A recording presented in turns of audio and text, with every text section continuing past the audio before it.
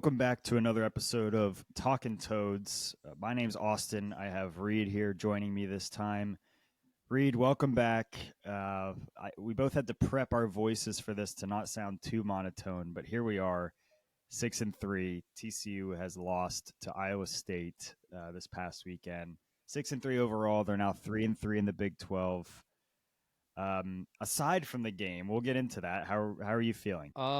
Really not too great, and I think that's mainly due to the TCU football team's performance and just kind of the overall state of the program. But yeah, before we jump into everything, let's tell you about our good friends at RDSCO Goods. They have the best rope hats in the game. They have some really cool T-shirts and fly polos and stuff like that. So make sure to check them out and use the code Talking Toads all in up caps for 20% off. So yeah, they have cool stuff. Yeah, I wore the hat that they gifted us this past weekend at the tailgate for the game. We got a lot of compliments, so really cool stuff. Thanks again, RDSCO, for supporting us, even into the depths of what we're calling the 2025 season now. This is, I mean, what the hell, man? I don't. That's the best way to like describe it or ask a question is just what the hell. You mentioned you were at the game. I wasn't able to go. I heard the atmosphere was just dead. Is Yeah, that from the correct? Yeah, from the very beginning, I wasn't super proud of Frog Faithful, honestly. The attendance wasn't great. Just the vibes of the whole day, something did feel a little off. And it almost felt like we were going to sleepwalk into this a win here. And maybe I'm guilty of it too. I don't know if you listened to the recording that Stan and I did previewing this game, but we were both pretty high on TCU being able to take care of business. I mean, this was absolutely the easiest game remaining on the schedule. You're at home, you're off of a bye week, and this team, Iowa State, has so many injuries on the defensive side. You were really playing a lot of backups. Their best two corners were out. I mean, everything was stacking up for a Frog win, and it felt like everyone kind of felt that way going in, and even into the fourth quarter. And then we know what happened there. So the vibes were just not great altogether. Yeah, that's what it seemed like on TV as well. Usually, even we only have 48,000 capacity at Amon G. Carter. It tends to get loud even over TV. But yeah, this game it just looked bad from the start, and I don't know if that's due to like TCU fans just being bad. My main thought on that is people are just getting very apathetic towards the program, and that's probably the worst thing you can have as an athletic department or the AD if you're Mike Buddy. So yeah, man, the tides are really starting to turn on Sonny Dykes and this overall staff. And like I said, when people stop caring about your program, that's when things are going to go south. Like you said, Iowa State, they had probably their third and fourth stringers in all across the defense, and we only managed to put up 17 points. So, yeah, like I thought we would win, but good Lord, this program and Dykes overall, it just seems like it's going downhill. We can get into the game. Let's cover that real quick. Then we can just give more of our overall thoughts about the program and where we might be in the future. Yeah. So obviously the game did not start off great with Hoover throwing that pick. Um, I don't know what it is with Hoover, man. He does not seem right. We did see him wearing a glove, and we talked about, was there a surgery during the bye week, and there wasn't. They shooed that off pretty quick, but it was pretty clear early on his thumb was not right. Pretty sure they even mentioned during the game that he was changing gloves throughout the game as well. I mean, something is not right with his right throwing hand, his thumb there, and that showed from the very beginning with a pick. And you know my thing on the turnover battle. That's the one piece of analytics I really pay attention to. And so as soon as he threw two early on, I knew we were in for an uphill battle because you need to get two back to get back in the game. So not great from the very beginning. Something just looked off from the start, and it started off pretty horribly, at least for the offensive side of the ball. I think this is probably the fifth time over the past six or so games where we haven't scored in the first quarter. So take that as you will, but we haven't been getting off to good starts on offense, and you would think like, oh, you have Josh Hoover, you have Eric McAllister, you have Jordan Dwyer, all these weapons on offense, but we continue to get off to slow starts. And just like you would guess, just based off that trend over the previous 5 weeks or so, Iowa State scores first. That Benjamin Brahmer guy, that guy who literally collapsed last week for Yeah. Iowa State against Arizona State, he's the one who scores on you. So that's pretty embarrassing. Then from there, it was just a mess. Second quarter, we only had a field goal. So going into half, you're down to an injury riddled Iowa State team 6-3. Just gross football overall. Gross, and we missed a field goal in there, and they missed an extra point. So it really, I mean, it was the score didn't tell everything. I thought Iowa State even got like a little too cute. Like in the beginning, they were doing these crazy fourth down tries, and they obviously tried a fake extra point that didn't get there, so they only had 6 points. Like they honestly probably could have been up more. I thought they were kind of playing with fire. They didn't really care. They were being a little too cute, I think, and we did not expose that enough. No, we didn't. And yeah, it's just looking at the stats, it's gross. Hoover on the day, he was 34 of 50, one touchdown, two interceptions. And like we were saying, like the overall theme is Iowa State is super banged up, and our quarterback shouldn't be throwing it 50 times. And the reason he had to throw it 50 times is A, we were down. B, the run game was just non existent. I know Jeremy Payne, he started to turn it up a little in the third and fourth quarter, but the O line looks like it's going back to like it was playing over the, I don't know, pretty much every game after North Carolina where they were getting no push. And another thing is Deary, he didn't play all the first half, and it looked like he went in for the second half. So I don't know if that was the coaches trying to hold him out and keep him healthier for BYU, but if he was able to play the second half, he should have been in the whole first half. So I don't know what was up with that. Yeah, I didn't quite understand that either. And you know, these injury reports, they don't ever tell us exactly what was going on there. You're right. The first half was a doozy.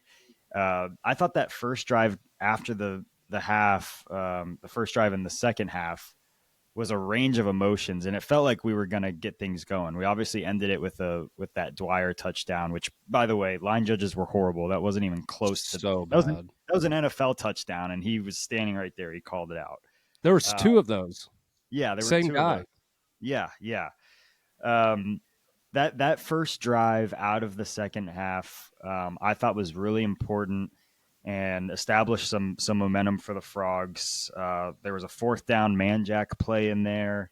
I don't quite understand why Hoover doesn't run whenever the pocket collapses. There was a few moments on that drive where he decided not to run and took bad yards, or maybe just threw a stupid pass. Barnes got hurt on that drive as well. I think Battle had a fourth down run to get a first there. So it was just a kind of a weird drive. I invite everyone to go rewatch that drive because it really kind of shifted the momentum of the game for the Frogs. Um, and it felt like then, I think we were up 10-6 at that point. It felt like we could control the game from that point on.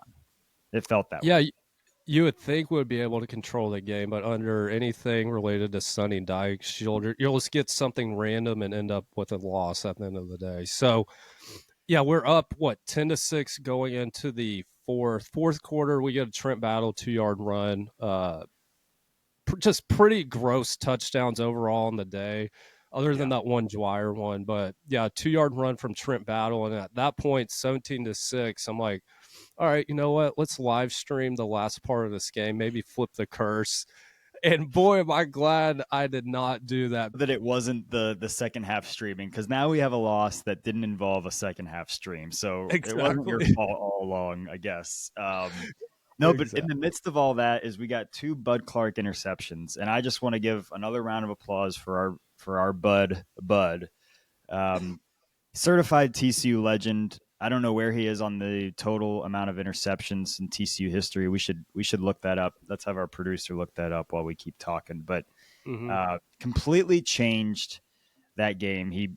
I mean, very quickly it was then a even 2-2 in terms of the turnover battle. So those two picks by Bud Clark, I thought for sure won the game for TCU. Yep, I thought so too, and that wasn't the case. And yeah, shout out to our defense. They played well pretty much all day up until the end of that fourth quarter. Rocco Beck, 9 of 24, 111 yards, 1 touchdown, 2 interceptions, and their leading rushing yards guy was Hanson, 28 carries for 108. So they pretty much kept them in check all game. But Well, they really just the only way scored 13 points if you take away the punt return. exactly. Yeah, if you hold a Big 12 team to 13 points on offense, you should expect to win the game, especially when the team you're playing is, like we said, on their third and fourth string defense, especially in the back end part for their DBs. So, yeah, it was just bad. And that punt return was just game, set, match. I think two guys, I know Kylan Jackson was one of them. They had two opportunities to tackle him, and a walk on receiver, Aiden Flora, 79-yard punt return. And this just goes back to my point of I don't know how Tommerdahl still has a job. Special teams has been a disaster for 2 or 3 years at least. It seems like Dykes is okay with mediocrity throughout the whole program. So, yeah, we were just never able to get our ducks in a row after that punt return touchdown.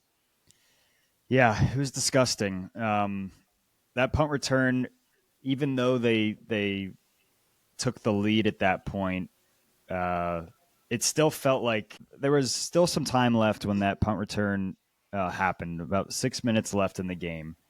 There's no excuse you can't march down the field and go and win that game either. Like I agree that punt return it felt very dark, but there was a I don't know, half of me was like, "Oh, we're going to march down and this is the time where Hoover shows everyone that he can win at home in a big moment." I mean, that's truly how I felt in that moment. I agree, but just with the way that game was going and how we were in control of it pretty much all 4 quarters until the latter half of the fourth, I just kind of had a gut feeling that would be it, and I ended up being right. You just mentioned something, Hoover coming up big in the fourth quarter. This is just another game where we have a pattern of him not being able to come up big in the fourth. Arizona State, Kansas State. Kansas State, I know we lost by about, what was it, 14 maybe? We were in that game for a while, and he just could not put it together, and this one is another example. So, yeah, I don't know what to think about Hoover. I think that hand thing might be affecting him more than people are kind of leading on, but still against that banged up of an Iowa State team, you just have to come away with points on that final drive or two. Yeah, I continue to put this on Hoover and the offensive coordinator. Him and Browse have to figure this out. A lot of people are like, "Man, why didn't Payne go down? You can't fumble in that moment." Man, the game had so many other moments where we could have taken advantage. That fumble was obviously just the exclamation point that really ended the game. But we didn't lose because Jeremy Payne fumbled there at the end. I mean, Hoover's 2 picks in the beginning of the game, that's what lost it. Um, and then that punt return is just inexcusable. So, yeah, Hoover is really he's really disappointed me. He continues to show that in these moments he can't, for whatever reason, corral the team to this. I mean, when's the last time we had a drive where we said, "Oh my God, that was a huge game-winning drive"? I mean, he hasn't had that, so something's not working between him and Bryles. Yeah, and it goes back to offensive line for me. Bryles, I wouldn't be upset if he wasn't back next year, but the main guy is Ricker, AJ Ricker, the offensive line coach. Something has to be done about that, two or three of getting no run push in the run blocking game. It just eats you alive and your whole team because then you can't play complementary football with your defense. And that was really the main thing I took away from this game is how uncomplimentary the offense and defense play together. You have the defense stepping up for the offense all throughout the game pretty much. Then once we put some points on the board and get the lead, then immediately the special teams group F's up or the defense allows some BS touchdown. So this team is like oil and water. Something is just not right. And it has to be addressed in the offseason because you can kiss away your Big 12 title game contention down the drain. That's not happening. We'll probably end up with 5, minimum 6 losses on the year. There's no way we beat BYU and Cincinnati at home. I'm not even confident about. So, yeah, let's flip the page on Iowa State. There's really nothing too notable there that we haven't covered, but yeah, what are your thoughts overall with just the program, the coaches, any one of them in particular? kind of what you're seeing from the fans, whether that's in our comments on TikTok, YouTube, or just talking to our friends. Just your overall thoughts on that. Yeah, this was a game where we kept saying you simply can't lose. It's inexcusable. Like if let's say we take care of Iowa State this week and then you lose to BYU the next week, I think we all would have expected that. And so now all of my thoughts of questioning what the direction of this program should be has really expedited because I really did not see this one coming. I really didn't. So yeah, I'm questioning everything. I think Ricker is the easy kind of low hanging fruit of an easier change to make. It's obvious the offensive line hasn't been where it should be. The run game has pockets. It didn't work out early on in this game, but I was proud that they kept punching at it, and there were some good runs in there. So I think oil and water is a good description. When one thing is working, the other thing isn't, and we just can't seem to put that together. And when that happens, you tend to look at the head coach, and there's a lot to unpack there. Sonny has had a roller coaster few years at TCU. Obviously, his first year we can never ignore. But there's too many instances like this, losses that you have no excuse for. I mean, a serious football program like TCU should not have to deal with weeks like this. So that's kind of where I'm at. I'm not saying the place is burning, but now you're kind of in a weird spot with your head coach, and I can't believe I'm saying that here after this Iowa State game. I guess is what I'm trying to say. So you say the place isn't burning, but clearly something is wrong. So what title or description would you give it? It's almost like you're in this weird complex of now you have a quarterback who's not quite ready for the NFL. He's gotten offers elsewhere. And so what do you do with him next year?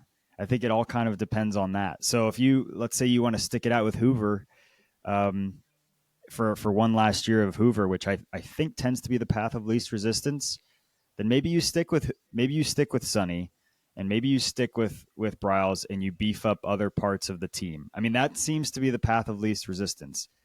Personally, I'd be okay with wiping the whole floor clean, and you just do a clean slate with all three of those entities. I mean, I know I'm talking out of both sides of my mouth. The place is not burning, but you have to pick one of those paths, and one does seem a lot more drastic than the other. That's for sure. The thing is, like, there clearly has to be multiple changes across each level of the program, whether that's head coach, offensive line coach, or offensive coordinator. I think the only two position coaches that are safe for next year if they do want to come back is Andy Avalos and Malcolm Kelly. I wouldn't be shocked if Malcolm Kelly's like, I've had enough of this. I could be on a way better team that's in contention for the playoffs every year. And he's had those opportunities, whether that be at SEC or Big Ten schools. And I wouldn't blame him one bit if he says, all right, I've had enough. I've had a good time here. I've developed some NFL guys and some all conference players. Then Avalos, he's definitely been our best coach of the year so far. The defense has been great for the most part, but it's either going to become Sonny's head on the line or Bryles, one of those two. I feel like if anything, the easiest thing to do is get rid of Bryles, and you have an offensive coordinator who will better suit Hoover's game because Kendall Bryles, he wants to have that RPO action, and like you mentioned earlier, Hoover's just not willing to run. So I don't know if he can develop that over the offseason, but something has to change. And another thing on Dykes I don't want to bring up, it seems like whenever there's a fire going on, he just throws more gasoline on top of it during these post-game press conferences. This I've read off some interesting quotes after each post-game, but this one I think tops them all. Our guy Sonny Dykes says he mentioned in the postgame that Iowa State was ranked 12th in the country about a month ago. And if y'all aren't aware of what's been happening at Iowa State over the past month, they've lost, what, 3 or 4 games. Their whole defense is depleted. They had a player literally collapse, and you're losing to them. So I don't want to hear him talk about what's been going on a month ago. What's happening now in the present? He just always has these excuses that, well, we're the Big 12's winningest team over the past 3.5 years. I am so done with him. And last night there was a new recruit And you know how like whenever someone commits, Sonny will tweet that like hypnotoad emoji. Yep.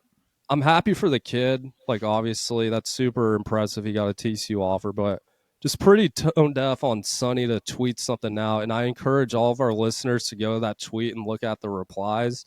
Everyone is just fed up with this dude. TCU fans, they know they belong at the top of the Big 12. And if you want Sonny Dykes to lead you to 7-5, 6-6, 8-4, he's your guy. But TCU deserves better. And another thing on him, sorry, I'm going on a little rant. I don't know exactly what he does on the sidelines other than yell at the referees. I've never seen him get into a player's face or even talk to a player other than for like 10 seconds and move on. His CEO style of leadership clearly isn't working, and you can see that happening across college football. Those CEO types of coaches aren't lasting anymore, whether it be Brian Kelly, Sonny Dykes, etc. You have to have a guy who has some passion and really knows one side of the ball to where if stuff is going wrong, he can hop in and give some advice or coaching or whatever. So, yeah, my choice, long story short, would be get rid of Sonny Dykes and start over and bring back Hoover. Yeah, so that's a lot to unpack. You're right. It doesn't seem, and it seems like Sonny is such a great guy, personable, and it just seems that way. But then after the games, it's never his fault. It is the oddest Never. psychological thing with him where I don't think I've ever heard him say, "Yeah, I need to be better," or "Coaching staff could have prepared for that one better." It's always he always deflects. It really is an odd thing, and I hated that comment too, saying Iowa State was ranked a few weeks ago. Yeah, well, they're not now, and they're way worse. So, Way, way um, worse. yeah, you look. I do think I don't think Sonny is the guy to continually build this program for years and years to say we're Big 12 contenders every single year. However, I think it can be done when you have Hoover. And so I worry that if you fire Sonny, Hoover goes too, and he probably gets a big bag somewhere else, and now you're kind of in a weird spot. So I think where I stand in this kind of weird middle ground is give Sonny one more year with Hoover. And you're right. I think Bryles needs to be the guy that leaves. Bring in a guy that really matches up with Hoover's playing style, and then you can really judge Sonny after the next season with a senior quarterback that should have all the tools. With your another year with Avalos, um, then it could be maybe a more fair representation of all right, Sonny, you had it and you didn't do it. That's kind of where I stand. The way our roster is currently set up for now, though, I think our team is just going to be worse next year overall. So in that position, I think Sonny's kind of a dead man walking. And if that's the case, I guess that is better just to have him one more year. That way you pay less of the buyout. But if you just look at the teams we have next year, I know we have Tech and Lubbock, and our schedule is going to be way harder. So maybe it isn't the smartest thing to fire him now. Then you have your new coach with a harder schedule. But sometimes if you make that ballsy move, it works out better for you in the long run, even if it's not year one. So, and also this coaching style, there's a lot of good jobs open. So I don't know if we could get a really top 10 candidate there, but something's got to change. And I think every TCU fan is just fed up with him. That's really my whole point. Yeah, I guess my point is if you want to move on from Sonny, that probably means you're giving up on the Hoover era because I don't see Hoover staying his last year of eligibility with a brand new head coach as kind of a guinea pig year. So, and that is not something I'm totally against, but that is the reality probably. Well, we had this conundrum was that 3 or 4 years ago. Max Duggan, he started off and on for 2 or 3 years straight. His senior year, he had a new head coach. He could have easily left, gone to a different team. Probably not an SEC or Big Ten team, just based off his freshman through junior years. But he stuck it out, and we ended up in the Fiesta Bowl. So I don't know. I think Hoover likes TCU and Fort Worth enough to where he would give the new guy a shot. But yeah, you just never know in those situations. But we have some examples of to where some key guys have stayed and it worked out year one for the new coach. For sure, for sure. I think the landscape has changed with NIL, and we know Hoover has True. gotten offers. I don't know if Duggan was ever really approached seriously because Probably of not. his kind of up and down. Yeah. I mean, gosh, the more and more time removed from that year, what a just absolute uh, magic ride. I mean, it was just unfathomable. I mean, everything just fell into place. What a magical story in TCU history. And I think Sonny, uh, we probably put Sonny in this light that was maybe unfair because of what happened that first year. And since then, it's just been extremely disappointing. So maybe it's all relative, but he has not lived up to what we thought it was going to be a few years after that.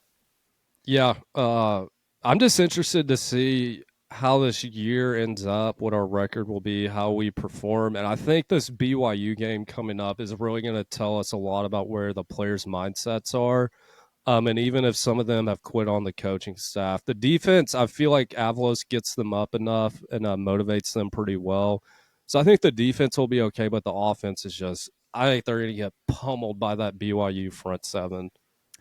Yeah, I was going to ask you if TCU can pull off the major upset this weekend. Let's just, for shits and giggles, let's say they do it. One, does that just piss you off more about this last week, or does that give you a now fresher vision of what Sonny and Hoover could be next year? To like, does it just go in opposite directions for you? No, it wouldn't change one thing for me because this team has been so up and down, mainly down over the past 2 or 3 years. It would be frustrating, yes, because if we had beaten Iowa State and we beat BYU, which zero chance that happens, we would still be in contention for the Big 12 title race. But that just shows you what type of coach he is. It's either very up or down. It's never steady and increasing throughout the year. If anything, it drops off come November. Uh, but yeah, I know you'll be there. How do you feel about that? Your own question. Yeah, it's I will be there. It looks like it's going to be absolutely freezing. We know it's a night game. Um, man, do I wish there was something on the line here. Um, I think maybe it makes me feel better that there isn't anything on the line. Like we got it out of the way. I kind of had this hunch that TCU wasn't going to make the Big 12 championship because we knew how many things were kind of stacked up against us. I mean, we had to win out. We had to have two or three other teams lose at least one game. So in a way, maybe it feels better to rip the Band-Aid off while having to go there. But I guess I differ in the sense that if TCU can go into Provo, Utah, beat a really good BYU team that they're not supposed to beat, injuries piling up, so much hysteria around the program itself. If Sonny can get these kids to win a game there, that does change my mindset a little bit and tell me, you know what? Bring back Sonny next year. Bring back Hoover. I'm already kind of out on Bryles, kind of no matter what happens the rest of the year. But I would have a sense of pride knowing that there's something that those two could cook up next year if they could have some big wins to finish out the year. But I I know get that that there's also a 5% chance of that happening too. exactly. I know there's a sense of pride, especially beating what are they a top 15 team now on the road. But I've seen too much of his BS. I can see through that now. And one win over a decent team. Let's be honest, they aren't really. How do I say this nicely without the Big 12 looking bad?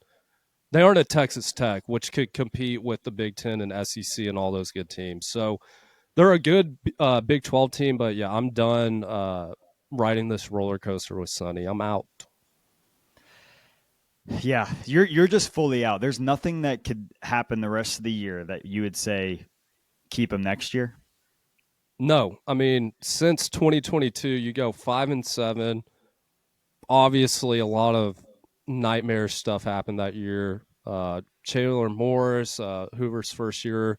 Joe Gillespie, that defense was disgusting to watch. Then you go to 2024. Yeah, you finished 9-4, but who did you beat? You get blown out by SMU and you lose to Baylor. Probably two of the better teams you saw that year. Then this year, you're already 6-3. Again, no notable wins. I know you beat SMU, but they really aren't that great this year. They might end up being a playoff team, but the ACC is just that down. And you continue to choke away these games to lesser opponents and teams that are banged up. So if this was a year type thing where we just saw like, all right, the team's just underperforming, I'd be like, okay, cool, give them another year. But we're going on year 3 of this. So if you end up being, what would that be? 8-4, meaning you beat like a BYU and a Cincinnati, maybe you lose to Houston, and then you go play, I don't know, whoever in the Texas Bowl, and you win. So that's a 9-4 season, another bowl win. You're still out on Sonny, correct? Yeah. Wow. Uh, well, maybe 9-4, but then again, you really think we beat BYU this weekend? No, I'm just saying. I'm just Yeah. trying to come up with a scenario where you're comfortable saying, "All right, let's give Sonny another year." No, and I think the main thing with him is there's just zero passion or energy, and you can see that in his press conferences and even on game day on the sidelines. Like TCU needs someone who's going to motivate the guys, get in their face when they screw up. Like Max Carroll, he had that penalty, that Yeah, that was a unsportsmanlike big one. one. I didn't see Sonny get into him, and it just seems like the CEO style is not working in college football nowadays. So with the way the Big 12 is looking in the big picture, you're going to have TCU on like a national platform each year because we can't afford to get relegated whenever there are those two big conferences. So, yeah, I just don't think he's the guy to lead you to the promised land and competing at the Big 12 championship level every year. Yeah, they got some work cut out for them. We'll have to do as the season winds down. Truly, we'll have to look at their recruitment tracker and what this team is shaping up to be next year. We know we have some big losses coming. The seniors that are graduating on the defensive side of the ball, McAllister won't be back, so there's going to be a lot of change for next year's team. I think I just need to see how these last 3 games truly roll out before I say Sunny or not. But I am with you on Bryles. I I'd be perfectly fine. There's nothing he has not shown me a single thing that has said he's definitely has to stay. I mean, I'd be fine with whomever in that position. Yeah, Um, I think there's pretty much there should be 3 guarantees of coaches turnover next year: Tomerdahl, AJ Ricker, and Bryles. yeah, If Sonny gets rid of those 3, okay, give him another year. But the thing is, I don't think he will. yeah, and it's also a slippery slope. If you get rid of Sonny, then I don't think Avalos stays, and he's been really strong for us. I'm really liking what he's doing with that side of the ball. So anyway, you can go mad with all the different scenarios that are still in play. We know we have a new athletic director that um, he's not super in front of the camera. It doesn't seem like he does a ton of interviews. I'm not obviously super connected into that circle, so I wonder what he's thinking if he wants to make a splash of his own in his first year. There's a lot of angles you could take this. 2 things on Mike Buddy. A, have you heard him talk for more than 3 minutes? No, maybe Same. the B, introductory press conference, maybe. that's about it. B, I just thought of this hypothetical today. Who does he fire first, Jamie Dixon or Sonny Dykes? Well, you know my thoughts on Jamie Dixon. I've been But done with that. not your thoughts, but who do you think he would fire first? Because I think Sonny. Well, I don't think I know. The football team gets 1,000 times more resources than the basketball team does, and Buddy knows Exactly. that. So That's exactly where I land. I think the basketball conversation is a whole other separate deal, but let's be honest, TCU is a football school. I mean, yeah, great women's sports right now. We don't want to ignore that. Um, and the baseball program is absolutely fantastic. But what really put TCU on the map was Gary Patterson and LT and TCU football. And I don't think we can be as forgiving as maybe we are in basketball. So I would think in his mind right now it's more of a Sonny Dykes conversation than anyone else. yeah, and to be fair, the football season's clearly way shorter, and it ends before basketball. So my answer would be Dykes too, especially if we finish 6-6. I think 6-6 is the only scenario Mike Buddy does something, um, but that's just me, and I don't agree with that.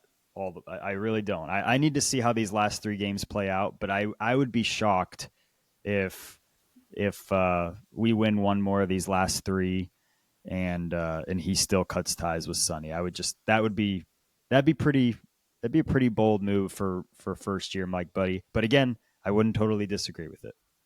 I would love if he made a bold move. Maybe he's just a silent killer and he already has a plan in mind where he's like, all right, this donor's going to give X amount to his buyout. We'll get this amount from the other donor. And he already knows something's coming at the end of the year. So So there's we're you just said the D word, and that is probably one of the biggest yeah. or underrated issues that we don't talk about enough is our donors. I mean, clearly Tech has taken this approach of they are buying their success, and you can't blame them because that's kind of the field that we play on now. Um, but I'm glad you bring that up. Mike Buddy has not just a coaching issue, but it feels like we're not in the NIL game as much as we should be either. So he's got to figure that out too. And who knows, that might be attributed to the donors just having Dykes fatigue. They've seen enough of this team over the past 3 years, and maybe they haven't been donating as much. And again, Austin and I, we have zero clue about this stuff. We're just guessing. So Total speculation. Look, they could call us, and we'll bring some revenue to the share. yeah, We'll do whatever. as long as we get a percentage, we'll join. But no, there has to be some major TCU alum who's into oil and gas, just like Cody Campbell is. I think that's his name with Texas Tech. Whoever that guy is, just be the next Cody Campbell, and we'll love you forever. We were featured in Landman. We had Michelle Randolph at the game this past weekend. I mean, come on. There's got to be something there.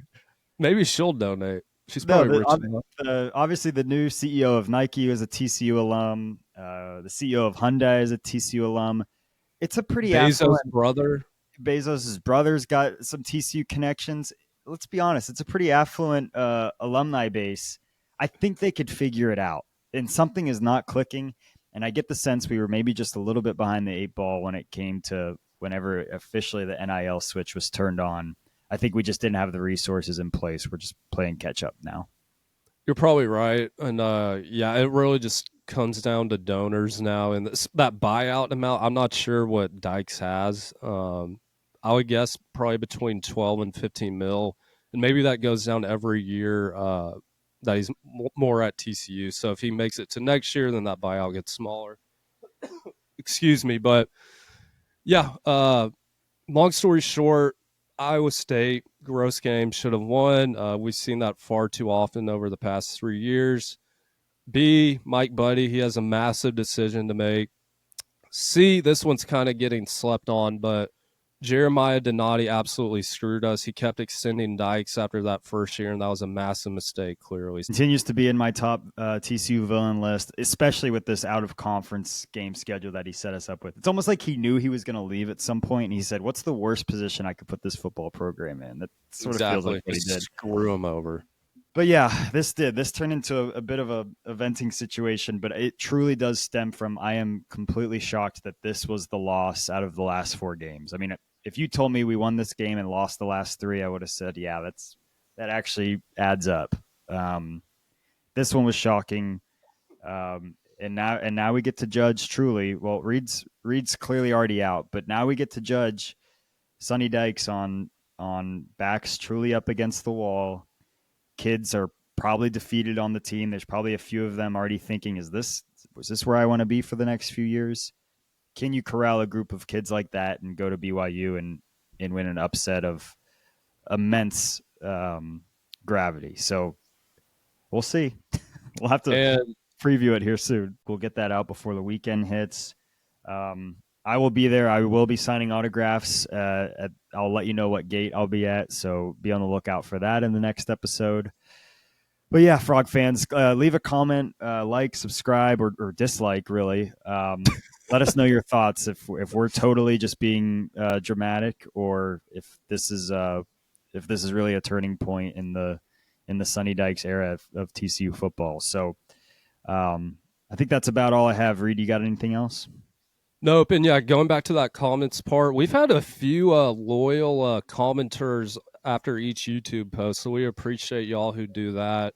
And yeah, I'm curious to see. Maybe we can get 10 comments. That'd be cool. We've been averaging around 4 or so. And yeah, let us know if you think Dykes should be gone, because the majority of what I've seen from fans is they want him out. But I'm just curious to see how our viewers see it. Yeah, let us know your thoughts, and we'll get through this together. Somehow, some way, we will get through this together.